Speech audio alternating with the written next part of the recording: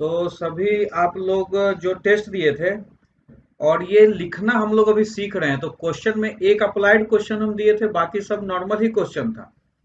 तो ये भी ध्यान रखिएगा कि यूपीएससी में क्वेश्चन जो अब ज्यादातर आ रहा है तो अप्लाइड ही आ रहा है। मान लीजिए कि कोई आसान क्वेश्चन दिए तो ऐसा नहीं समझना कि अरे बहुत आसान क्वेश्चन दे दिए सर। आसान क्वेश्चन लिखने के लिए सिखाया जाता है कि कैसे लिखा जाता है। अब एक जो पहला क्वेश्चन था, how planning commission is different from NITI Aayog and discuss it in the context of curtailing powers of finance commission. तो जो इंस्टीट्यूशनल चेंज हुआ है अपने देश में कि इतने दिनों से चला रहा था प्लानिंग कमीशन, उसको खत्म कर दिया गया और उसको खत्म करके नीति आयोग लाया गया। और उसके लाने के पीछे के डिबेट जब चले तो उसमें एक पॉइंट यह भी आया कि भाई प्लानिंग कमीशन जो एक नॉन कॉन्स्टिट्यूशनल बॉडी था, एक एडवाइजरी बॉडी था, वो कहीं ना कहीं फाइनेंस कमीशन के पावर को उसर्प कर रहा था, उसके पावर को कब्जे में लिए हुए था। और इससे एक लैक ऑफ डेमोक्रेसी का बोध हो रहा था कि जो संस्थान, जो संविधान जिस बॉडी को लीगलाइज किए हुए हैं अंडर आर्टिकल 280 के तहत, उसकी उसी का रिलेवेंस कम हो गया है और प्लानिंग कमीशन जो है वो बेतरतीब ढंग से अपना काम कर रहा है। तो बहुत तरह की बातें होती थी, लेकिन कोई हार्ड कोर क्रिटिसिज्म ना करके हम लोग देखो कि कैसे तीनों इंस्टीट्यूशन के बारे में बतलाना शुरू किए। पहले पैराग्राफ में प्लानिंग कमीशन के बारे में बतलाया है और देखो क्या एक इम्पॉर्टेंट कीवर्ड लिखा हुआ है उसमें, जो सबसे इम्पॉर्टेंट है, सेंट्रलाइज्ड अप्रोच। कि प्लानिंग कमीशन कैसे चलता था, तो सेंट्रलाइज्ड अप्रोच से चलता था। नीति आयोग को जब दूसरे पैराग्राफ में एक्सप्लेन किया गया तो कहा इसमें अंतर क्या है भाई प्लानिंग और नीति में। तो नीति का देखो कीवर्ड मिल रहा है वहां डिसेंट्रलाइज्ड अप्रोच। तो दोनों में एक महत्वपूर्ण अंतर हम लोगों ने बताया या नहीं बताया? इसको नोट कर पा रहे हो, सेंट्रलाइज्ड यस और sir. Decentralised? Hmm. Yes yes sir. Sir. अब देखो उसमें भी है कि प्लानिंग कमीशन को जब डिफाइन कर रहे हैं तो लिख दिए कि भाई रिसोर्स एलोकेशन में या प्लानिंग में ये हमारा हेल्प करता था, ये सेंट्रलाइज्ड था, मतलब टॉप टू बॉटम था। नीति आयोग को कह रहे हैं कि ठीक है थिंक टैंक है, डिसेंट्रलाइज्ड है, लेकिन सबसे खास बात क्या है, जो जो सबसे इंपॉर्टेंट फीचर है देखो उसको शामिल किया है, कोऑपरेटिव फेडरलिज्म। चीजें तो बहुत सारी चीजें हैं, नीति आयोग के अभी भी वेबसाइट पर जाओगे तो लगभग 16-18 पॉइंट नीति आयोग के बारे में तुमको मिलेगा। तो हम लोग पीसीएस जेपीएससी तो दे नहीं रहे हैं कि हम लोगों को सारे नीति आयोग के पॉइंट्स को रटने होंगे। हम लोगों को the most important, most relevant निकालना है। तो इसमें सबसे मोस्ट इंपॉर्टेंट है कोऑपरेटिव फेडरलिज्म। तो पहला दो पैराग्राफ नीति आयोग और प्लानिंग कमीशन को एक्सप्लेन कर रहा है। कीवर्ड मिल गया तुम्हें सेंट्रलाइज, डिसेंट्रलाइज, उधर प्लानिंग और रिसोर्स एलोकेशन, और इधर मिल गया तुमको कोऑपरेटिव फेडरलिज्म। पढ़ना है ना, सबके पास अंडरलाइन करते जा रहे हो ना? Yes sir. हम्म। उसके बाद तीसरे पैराग्राफ में है कि फिर अभी इन तीनों बॉडी का क्या है रोल या इम्पोर्टेंस। तो तीसरे पैराग्राफ में कह रहा है कि भाई जो फाइनेंस कमीशन है, जो सिर्फ मतलब नीति आयोग बना है, तो फाइनेंस कमीशन गवर्नेंस स्ट्रक्चर में एक पैराडिज्म चेंज ला रहा है और फाइनेंस कमीशन अब इंडिपेंडेंटली काम कर रहा है। इसका मतलब हम बिना क्रिटिसाइज किए, बिना हार्डकोर क्रिटिसाइज किए, ये नहीं कह रहे हैं कि लोकतंत्र को खतरा था, डेमोक्रेसी को चैलेंज था, ये सब नहीं कह रहे हैं। सिर्फ ये कह रहे हैं कि with NITI Aayog came into effect, now finance commission working independently, ये चीज लिखा हुआ है। उसके बाद देखो कोई भी गवर्नमेंट इंस्टीट्यूशन है, प्लानिंग इतने दिन से काम करके आ रहा था, जो बेसिक उसमें इनहेरेंट प्रॉब्लम था उसको हम बता दिए, सेंट्रलाइज डिसेंट्रलाइज्ड अंतर बता दिए, लेकिन बहुत हार्डकोर जाके हम लोग क्रिटिसाइज नहीं कर रहे हैं। उसके बाद चौथे पैराग्राफ में है कि अब फाइनेंस कमीशन का पावर रिमेन्स इंटैक्ट है। नीति आयोग अब फिस्कल पॉलिसी में भी इंटरफेयर कर रहा है। सरकार नीति बनाते समय अब नीति आयोग से बराबर परामर्श कर रही है। तो सरकार की जितनी भी राजकोषीय नीतियां हैं, फिस्कल पॉलिसीज हैं, जितना भी सरकार डिमांड जनरेट करने के लिए जो नीति बना रही है, देश को चलाने के लिए नीति बना रही है, सभी में फाइनेंस नीति आयोग से वो परामर्श ले रही है। इसका मतलब नीति आयोग का इन्फ्लुएंस जो है वो गवर्नमेंट फिस्कल पॉलिसी में आ गया है। एक इम्पॉर्टेंट यहाँ से हमको थ्रेड मिल गया निकल। ठीक है, तो इस तरह से हम लोगों ने पहले क्वेश्चन को 2-3 छोटे छोटे पैराग्राफ में हम लोगों ने इसको कंक्लूड किया। अब बताओ तुम लोग अगर इस पैराग्राफ को पढ़े हो तो कैसा लगा ये आंसर, तो बताओ। सर हम्म। सही लगा। दोनों चीजों को समझ में आया है कि दोनों चीजों को इक्वल वेटेज देके कवरेज दिया गया है। किसी एक को ज्यादा देके किसी एक को कम नहीं किया गया। लाइक प्लानिंग कमीशन के बारे में भी बोला गया, ऐसा नहीं कि क्योंकि उसको नीति आयोग के बारे में ज्यादा मतलब पॉजिटिव वे में बोलना था, तो ऐसा नहीं किए कि सिर्फ नीति आयोग का पढ़ाई किए, प्लानिंग कमीशन को भी एक्सप्लेन करते हुए नीति आयोग को एक्सप्लेन किए, तो वो चीज समझ में आया। भावना हमेशा रखनी, अगर हम लोग क्रिटिकल रहते हैं ना तो वो बहुत अच्छा अप्रोच आंसर का नहीं रहता है। हम लोग उसमें डिफरेंसेस बता सकते हैं, बहुत ज्यादा क्रिटिसाइज करने वाले हम लोग नहीं हो सकते। बहुत ज्यादा क्रिटिकल अप्रोच आंसर राइटिंग में, मतलब इसका मतलब आप कितना एक्सपर्ट हो गए कि क्रिटिकल कमेंट दे रहे हैं, है ना, ये सही था, ये गलत था, ये नहीं होना चाहिए था। तो हम लोग एक बैलेंस वे में आंसर को लिखने की कोशिश करते हैं। अगर आप इकोनॉमिक्स से पीएचडी रहते, अगर आप वो जो एक अभी बयान नहीं आया था इकोनॉमिक एडवाइजर का कि आईएएस की बच्चे जो तैयारी करते हैं वो अपना समय बर्बाद करते, तो वैसे बड़े पोजीशन पे जब आप रहते तो आप क्रिटिकली होके कोई भी बयान दे सकते थे। आप आंसर लिख रहे हैं, आपको बैलेंस आंसर लिखना होता है, बहुत ज्यादा क्रिटिकल होने की जरूरत नहीं। क्लास में समझाने के लिए कभी कभी हम लोग उसको बतलाने के लिए, एक्सप्लेन करने के लिए चीजों को बेहतर तरीके से एक्सप्लेन हो जाए बच्चा को कि देखो क्या प्रॉब्लम था। कभी कभी कुछ बायस्डनेस भी झलक जाता है क्लास में, किसी को लगेगा कि टीचर जो है मोदी भक्त है, किसी को लगेगा कि नहीं नहीं सर तो प्लानिंग कमीशन का बहुत धज्जियां उड़ा दिए। लेकिन एक्सप्लेन करने के समय ऐसा हम लोग करते हैं, लेकिन ताकि बच्चा समझ जाए, लेकिन आंसर लिखते समय हमारा अप्रोच बैलेंस होना चाहिए। ठीक है, उज्जवल तुम पार्क में बैठा हुआ है, कहाँ है अभी? नहीं सर, बाहर नहीं, घर पे। अरे तो पढ़ लाइब्रेरी नहीं आए थे क्या आज? नहीं सर, लाइब्रेरी नहीं आए थे। घर मतलब वो सर मेरा वो रहता है थोड़े कुछ घंटे का, तो इसीलिए पढ़ाई मतलब घर पे ही हो जाता है कि खाली रहता है दिन भर। चलो ठीक। दूसरा क्वेश्चन बहुत ही इंटरेस्टिंग है और अप्लाइड है, समझने वाला है। बहुत लोगों को तो इसमें कंटेंट ही नहीं मिलेगा कि क्या लिखा जाए। How eradication of multi dimensional poverty will help in achieving sustainable development. कह रहा है कि eradication of multi dimensional poverty कैसे कैसे जो बहुआयामी गरीबी है उसको अगर हम दूर करते हैं तो हम सतत विकास हासिल कर सकते हैं, ये क्वेश्चन है। तो एक बहुत बढ़िया स्टेटमेंट मैं हमेशा पढ़ाते समय भी देता हूं कि poverty and sustainable development can't go together. और वही बतलाते समय ये क्वेश्चन मैंने क्लास में कहा था कि देखो इस तरह का भी क्वेश्चन आ सकता है, क्योंकि रिसेंटली में अभी यूएनडीपी का रिपोर्ट है कि गरीबी इंडिया में कम हुआ है। 2023 में नीति आयोग का रिपोर्ट है कि इंडिया में गरीबी कम हो रहा है, मल्टी डायमेंशनल पॉवर्टी कम हो रही है। तो when poverty and sustainable development can't go together, अगर ये स्टेटमेंट कहीं से आया है, इसका मतलब कि देश में बहुआयामी गरीबी करने की कोशिश, कमी करने की कोशिश की जा रही है, गरीबी को दूर करने की कोशिश की जा रही है। इसका मतलब है कि कहीं ना कहीं हमारे देश में सतत विकास को पाने की तैयारी चल रही है। ये बहुत इंपॉर्टेंट पॉइंट बोल रहे हैं। गरीबी, poverty and sustainable development can't go together. गरीबी और सतत विकास एक साथ संभव नहीं है। अगर आपके देश में गरीबी होगी तो सतत विकास संभव नहीं है। इस और अभी रिसेंट रिपोर्ट में क्या आ रहा है कि गरीबी कम हो रही है।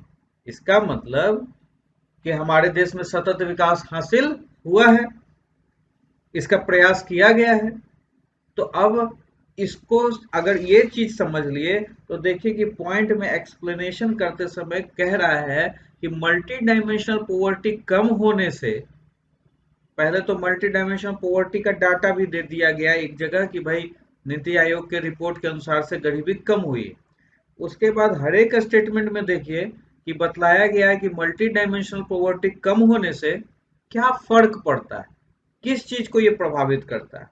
ओवरऑल वेलबींगनेस को प्रभावित करता है, एजुकेशन को प्रभावित करता है, हेल्थ को प्रभावित करता है, सैनिटेशन को प्रभावित करता है, और यह सब कहीं ना कहीं सस्टेनेबल डेवलपमेंट को इंडिकेट करता है।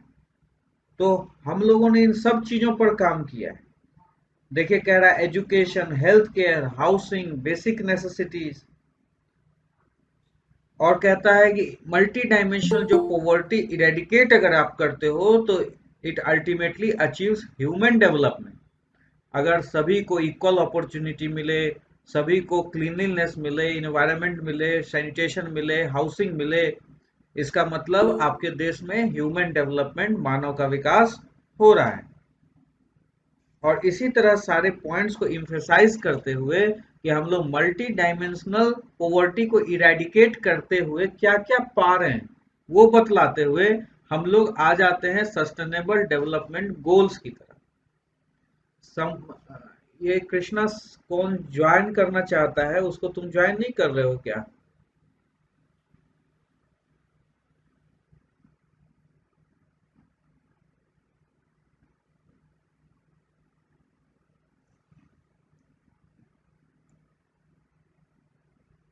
निशिकांत सिन्हा ज्वाइन किया है लेट से।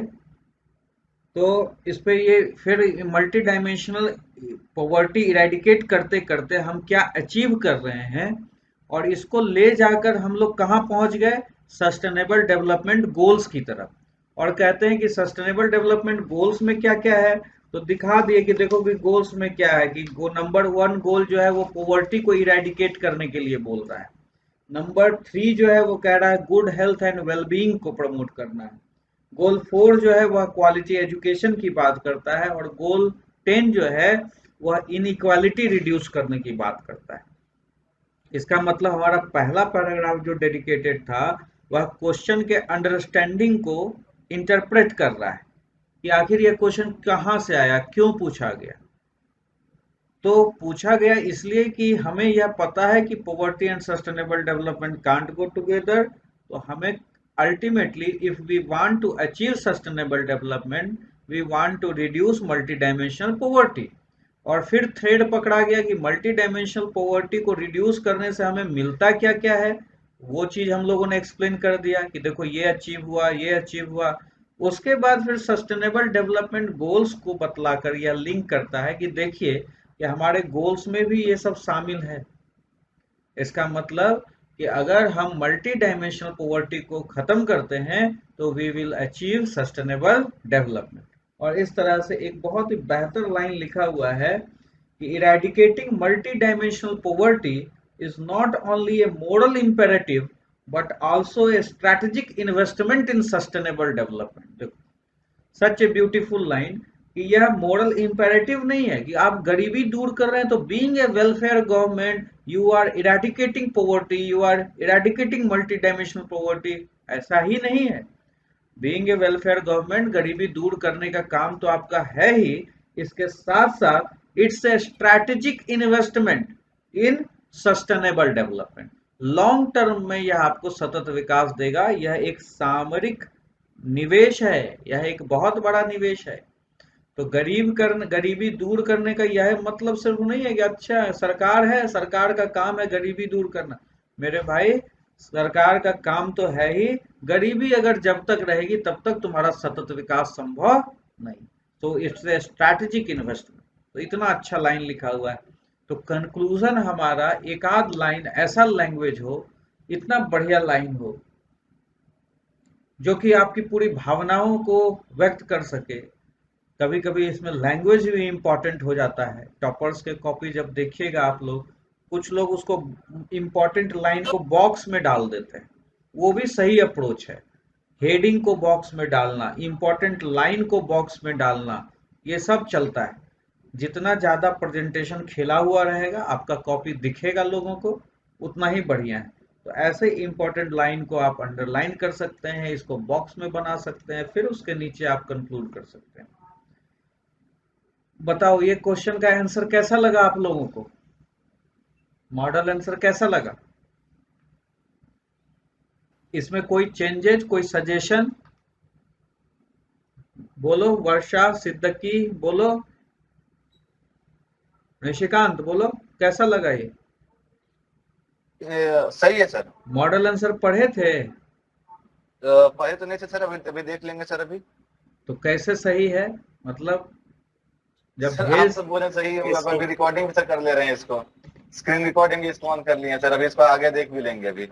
चलो कोई बात सर नहीं। ये जो पढ़े थे आंसर है सर आप। सारा, हाँ, उसको सारा पॉइंट वाइज ही लिखना होगा ना, जो भी उसमें मेंशन है देखो वो अभी सारा। हमने एक रिप्रेजेंटेशन दिया है तुम्हें मॉडल आंसर, हमने आज पैराग्राफ में लिखा है और हाँ कीवर्ड्स को अंडरलाइन कर दिया है।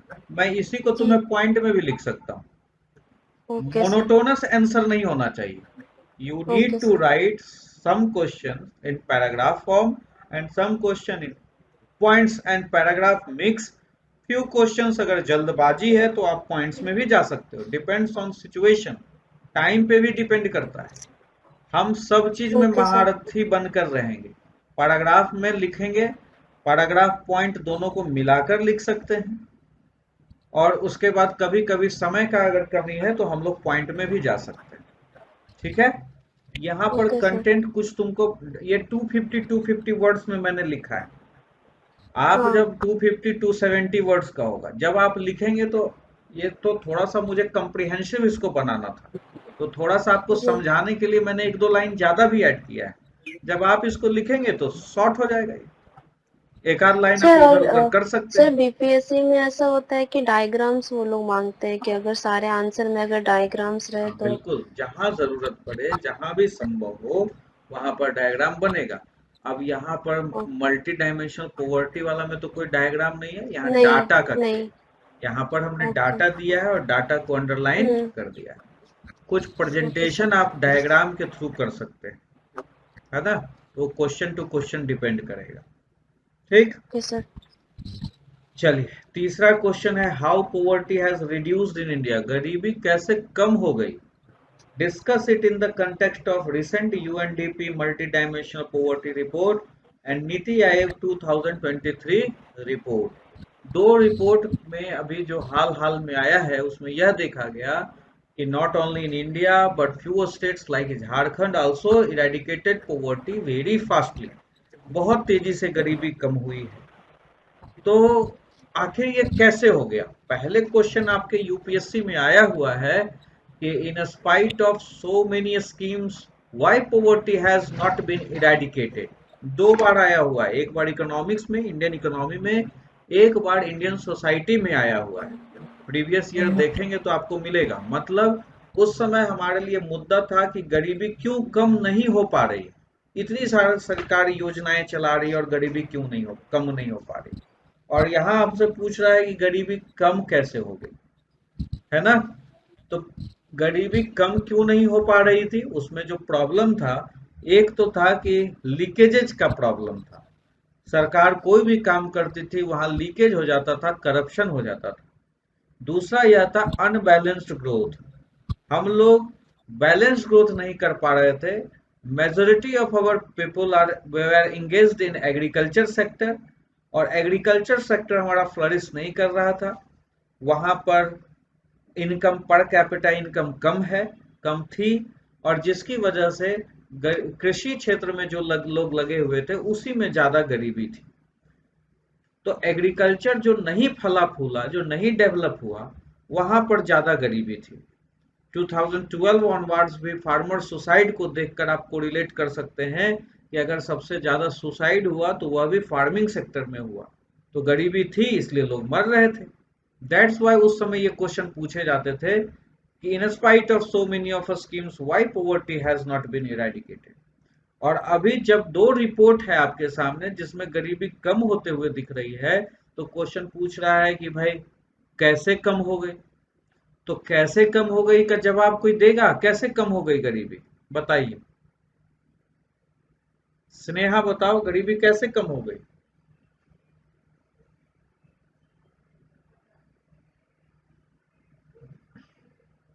स्नेहा, है तुम या सो गई? जी सर। कैसे गरीबी कम हो गई?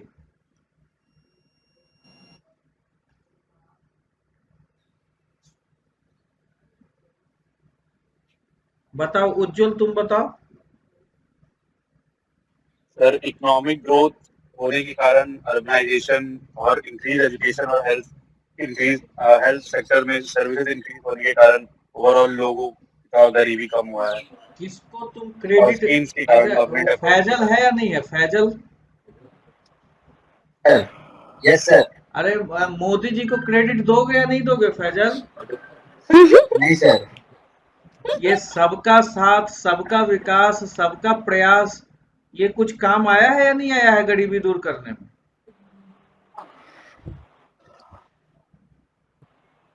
गवर्नेंस का जो मॉडल है ना, उसमें बहुत सारे चेंजेज आए हैं। जो रूट लेवल पर जो मनरेगा जैसी स्कीम्स है और जो भी फूड सिक्योरिटी रिलेटेड स्कीम्स है, पीडीएस वगैरह, वो बहुत ज्यादा इवॉल्व हुआ 2014 ऑनवर्ड्स। आपका जो यूएनडीपी का रिपोर्ट है उसमें लिखा हुआ है, पहले के जमाने में 3 रुपया खर्च किया जाता था और पहुंचता था 1 रुपया 15 पैसा। और आज की डेट में गवर्नेंस इतना बढ़िया से मॉडल्स को रिवाइव किया, पीडीएस सिस्टम को, फूड सिक्योरिटी प्रोवाइड करने वाले सिस्टम को, मनरेगा को, या जो भी गवर्नमेंट की कुछ स्कीम्स जो बेनिफिट पहुंचाती थी, तो डायरेक्ट बेनिफिट ट्रांसफर वगैरह लाके कि लोगों को सीधे सीधे फायदा होने लगा, बीच में से इंटरमीडिएरीज को हटा दिया गया, तो लीकेजेस कम कर दिए। इसका मतलब आपका गवर्नेंस स्ट्रक्चर बढ़िया हुआ। और वो हम अपने मन से नहीं बता रहे हैं, ये रिपोर्ट में लिखा हुआ है। और यही यहाँ पर भी लिखा हुआ है, आपके नोट्स में भी मैंने दिया, मनरेगा, प्रधानमंत्री जन धन योजना, स्वच्छ भारत अभियान, ये सब का हवाला देते हुए कहता है कि ये सभी शामिल है गरीबी कम करने। अगर उज्ज्वला योजना में गैस बांटा, अगर आवास बांटा और ये लोगों तक पहुंचा, तो लोग के पास जो एक्स्ट्रा रिसोर्सेस थे, उस रिसोर्सेस का उन लोगों ने अपने काम धंधे में कुछ इस्तेमाल किया। नहीं तो पहले वो आवास के लिए, रोजी रोटी के लिए इधर उधर भटकते रहते थे। गवर्नमेंट ने उन्हें आश्वस्त कर दिया। तो इस लेवल पर खूब सारे काम हुए। तो ये चीज को हाईलाइट किया गया है दूसरे पैराग्राफ में, और कहा गया है कि देखो ये डाटा भी एक दे के सपोर्ट किया गया है। ठीक है। उसके बाद इसमें एक पैराग्राफ में कह रहा है कि लास्ट में जब इसको कंक्लूड करने के लिए चलते हैं, तो कहता है कि लेकिन चैलेंजेस आर रिमेन, कम हुआ है, प्रयास किया गया कुछ टारगेटेड कम्प्रिहेंसिव, जिसकी वजह से कम हुआ है, लेकिन चैलेंजेस ऐसा नहीं है कि खत्म हुआ है, क्योंकि हम लोगों का स्ट्रक्चरल लेवल पर जो भी प्रयास किए गए एग्रीकल्चर को डेवलप करने के लिए, तो इसमें टाइम जेस्टेशन लगता है, तुरंत नहीं हो जाता है, उसमें टाइम लगेगा अभी वहां पर बैलेंस ग्रोथ अचीव करने में।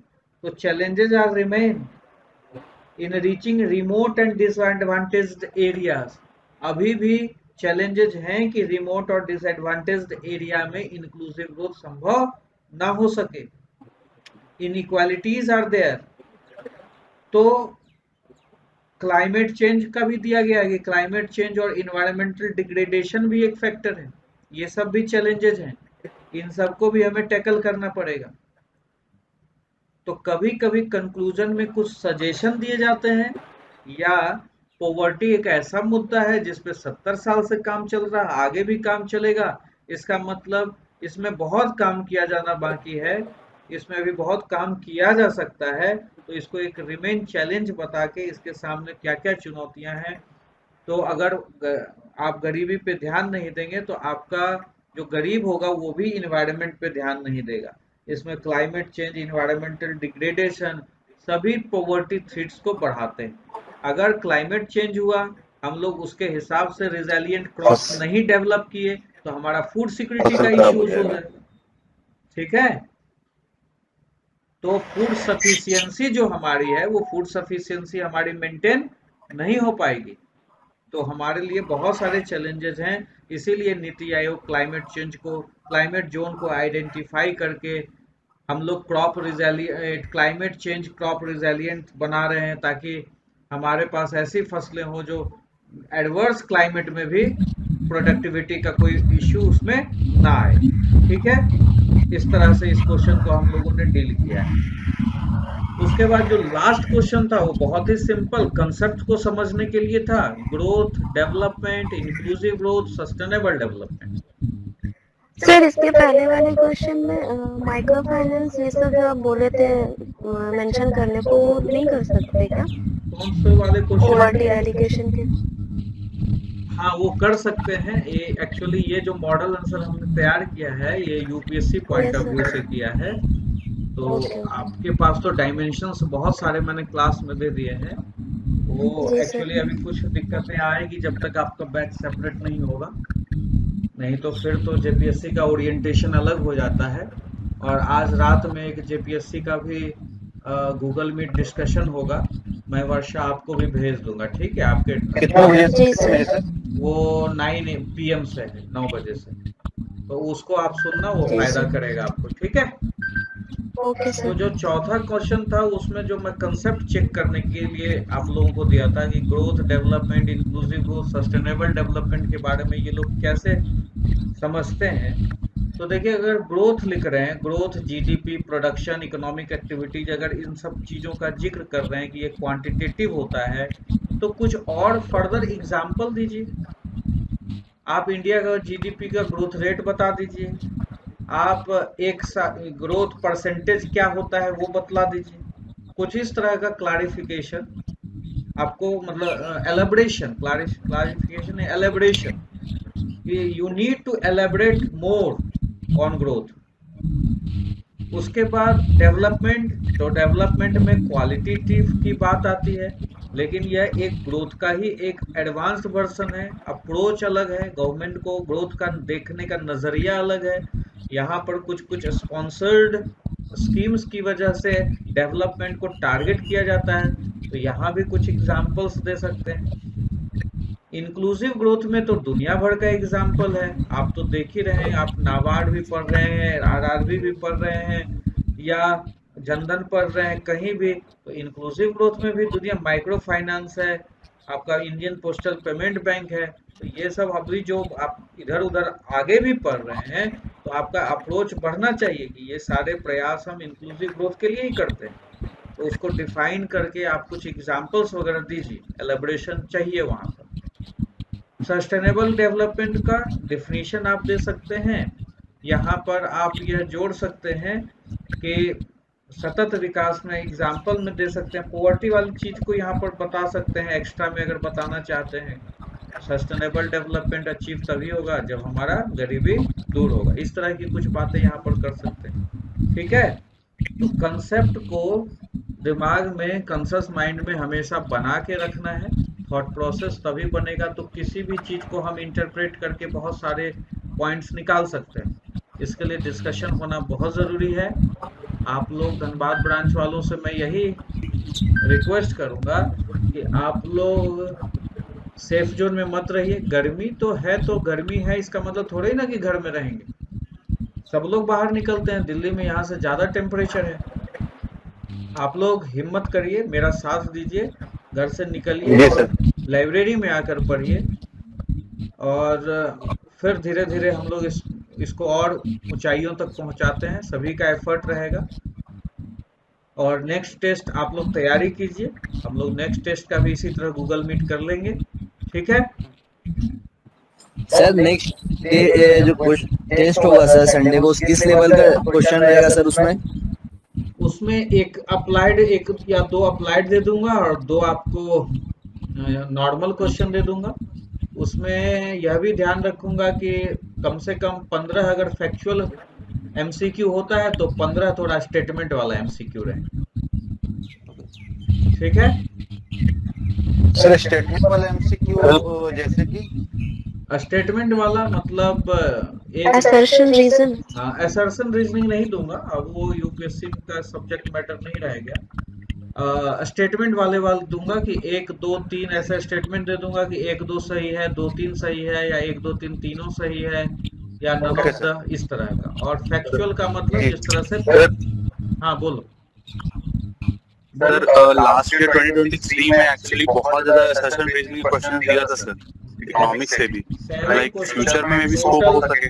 टोटल 7 क्वेश्चंस दिए थे उसमें, लेकिन वो एक एक्सेप्शन है। देखोगे ना पूरा ट्रेंड एनालिसिस अब 2015 में क्या किया एक बार कि सिर्फ और सिर्फ 2015 या 13 में किया था, एंशिएंट हिस्ट्री का सिर्फ सारा क्वेश्चन दे दिया। एक आध बार 10-12 घटना साल, चक्र में एक आध बार स्टेटमेंट वाला बहुत है। एक आध बार 10-12 साल के बाद कुछ अजीब सा कर देता है, लेकिन इसका यह मतलब नहीं है कि ऐसा रीजनिंग ट्रेंड बन गया। ठीक है, ठीक है सर। हाँ कुछ क्वेश्चंस दे सर दो। और कुछ कुछ जनरल डाउट्स है रिगार्डिंग आंसर राइटिंग, तो अगर वो बोलो। सर लाइक जैसे हम लोग आंसर जो भी लिख रहे हैं तो उसमें सर आप अगर एक बार रिव्यू दे देते कि क्या मिसिंग लग रहा है मेजरली और कैसे इम्प्रूव कर सकते हैं उसको, एक ये। और दूसरा चीज सर कि जो अभी हम लोग लिख रहे हैं आंसर्स उसमें और यूपीएससी वाले में सर लेवल जितना गैप है वो अचीव कैसे होगा? मतलब अभी तो बहुत सिंपल क्वेश्चंस लिखता है, यूपीएससी तो काफी अप्लाइड और करेक्ट ओरिएंटेड रहता है, तो वो कैसे अचीव करेंगे? Like what we should do? है कि एक प्रैक्टिस होते रहने से आप में मैच्योरिटी आ जाती है, और आपके आंसर में कोई कमी नहीं थी, बस आपका स्टेटमेंट बहुत ज़्यादा था, लंबा था। और जब मैच्योरिटी आएगी ना तो आप अपने एक्सप्रेशंस को बड़े शॉर्ट और इंटरेस्टिंग सेंटेंस फॉर्म करोगे और छोटे छोटे सेंटेंस में लिखोगे। यूपीएससी में बहुत ज़्यादा टाइम नहीं होता है एक्चुअली, तो छोटे छोटे सेंटेंस लिखने होते हैं, अपने आप को प्रेजेंट करना होता है। और आपके आंसर में सिर्फ कमी था कि आपने बॉक्सेस और हेडिंग सब हेडिंग को बहुत ज़्यादा, हालांकि सबसे बढ़िया कॉपी आप ही का था, लेकिन टॉपर्स का कॉपी देखिएगा तो उसमें आपको लगेगा कि एक प्रेजेंटेशन को थोड़ा सा और इम्प्रूव किया जाए, वर्ड लिमिट को थोड़ा सा कम किया जाए, यही 2 चीज़ आप में कमी था। कंटेंट जब रहेगा, मैच्योर कंटेंट रहेगा, तो आपका एक एडवांस्ड वर्जन निकल कर आएगा। अभी जो आपका लेवल है वो थोड़ा सा बिलो एवरेज है। जब आपके कंटेंट में मैच्योरिटी आ जाएगी, उज्जवल की मैं बात कर रहा हूँ, जब कंटेंट में मैच्योरिटी आ जाएगी तो अपने आप वो लेवल बढ़ जाएगा। जब आप स्टडी करोगे, रीड करोगे, when you will read a lot then you will have develop thought process, तो मल्टी डिसिप्लिनरी काम करोगे, इकोनॉमिक्स, आईआर, हिस्ट्री, कल्चर सबको जोड़ कर लिखने लगोगे, तो तुम देखोगे कि तुम्हारा डायमेंशन बढ़ गया। तो ये चीज अभी थोड़ी सी कमी है, और बाकी सब बढ़िया है, आप आंसर बढ़िया लिख रहे हैं। धीरे धीरे और अच्छा होगा, जब प्रैक्टिस करते हैं तो आंसर इंप्रूव होता है। जी सर, ये फिल्ट्रेशन कैसे कर सकते हैं? लाइक जैसे सर अभी हम लोग बहुत कुछ पढ़े थे पॉवर्टी एंड एवरीथिंग, बट ये क्वेश्चंस क्योंकि बताए हुए थे ऑलरेडी, उसके बाद भी सर जब एग्जाम में बैठकर लिख रहे थे तो दिमाग से पॉइंट्स मतलब खाली हो जाता था, तो सेंटेंस भी फॉर्म नहीं हो रहा था, वो तो कैसे कैसे कर लिखे हैं, एक चीज तो ये प्रॉब्लम आ रहा है। सेंटेंस फ्रेम नहीं कर पा रहे थे या दिमाग से निकल रहा था, स्ट्रेस की वजह से नॉर्मली लिख लेते हैं, अगर दिमाग से वो ब्लैकआउट हो जा रहा था, नहीं रह रहा था, या आप सेंटेंस फ्रेमिंग में उलझ रहे थे, इसका मतलब है लैक ऑफ रिवीजन। आप रिवीजन जितना बार करेंगे वो चीजें याद रहेगी। लेकिन अगर आपको लगे कि आउट ऑफ बॉक्स कुछ आ गया, भाई ये कहाँ से, ये तो हम देखे ही नहीं, ये तो पढ़े ही नहीं, अगर पढ़ाया हुआ चीज रिकॉल नहीं कर पा रहे हैं, इसका मतलब है लैक ऑफ रिवीजन। आपको you need to revise again and again. Out of box कुछ आ रहा है तो गलती टीचर की कि भाई वो आपको पढ़ाया नहीं, ठीक है। अब ये चेक करने के लिए आप यूपीएससी का 10 इयर्स देखते रहिए। मान लीजिए कि अगर मैं पढ़ा रहा हूँ इकोनॉमिक्स, तो आप इसको चेक करने के लिए यूपीएससी के प्रीलिम्स के क्वेश्चन, मेंस के क्वेश्चन देखते रहिए, हर एक सब्जेक्ट में करिए। इससे क्या होगा कि कोई भी चीज टीचर अगर स्किप करेगा तो वो आप पकड़ लेंगे। जब आप मेरे पढ़ाने के बाद कोई क्वेश्चन ना कर पाए तो जिम्मेदारी मेरी है कि मैंने आपको सही से नहीं पढ़ाया। अगर आपको मैंने पढ़ा दिया है, वो आप लिख नहीं पा रहे हैं, तो लैक ऑफ रिवीजन है। बार बार पढ़िए, खूब पढ़िए, 20 बार पढ़िए, 30 बार पढ़िए, 50 बार पढ़िए, ठीक है। ठीक है, और बताइए कोई। चलिए अब हम लोग कल मिलते हैं। कल हम लोग 12 बजे मिले ना, 12 PM। ओके ओके, 12 बजे मिलते हैं कल सैटरडे को, ठीक है। सर जी मेरा रिक्वेस्ट था सर मेरा। हाँ बोलिए। सर इस बार का जो पीएससी का जो एग्जाम हुआ था सर, हाँ हाँ उसका प्री का सर क्वेश्चन सर एक बार क्वेश्चन सेट को सर एक बार क्लियर आउट सर कर सकते हैं क्या हम लोग? हाँ बिल्कुल क्लियर कर सकते हैं, उस पे हम लोग चर्चा कर सकते हैं एक दिन। जी सर, वो मतलब कि वो चाह रहे थे कि उससे सर बहुत आसानी होगा उसमें। ठीक है, मैं आपको हर एक फिल्म्स के एमसीक्यू का क्वेश्चन जो है वो हम लोग गूगल मीट पर हम भी बैठ जाएंगे और हमारे और 4-5 बच्चे बैठ जाएंगे हजारीबाग ब्रांच वाले, और वो सभी लोग बोलेंगे इसका ये होगा, ये जेपीएससी ने दिया था, ये गलत दे दिया था, ये सही दिया था, इसको बाद में सुधारा, ये कर लेंगे। ठीक है जी जी ठीक है सर। चलिए, ऑल द बेस्ट, कल मिलते हैं हम लोग 12 बजे। चलिए, thank you. Thank you. Thank you sir.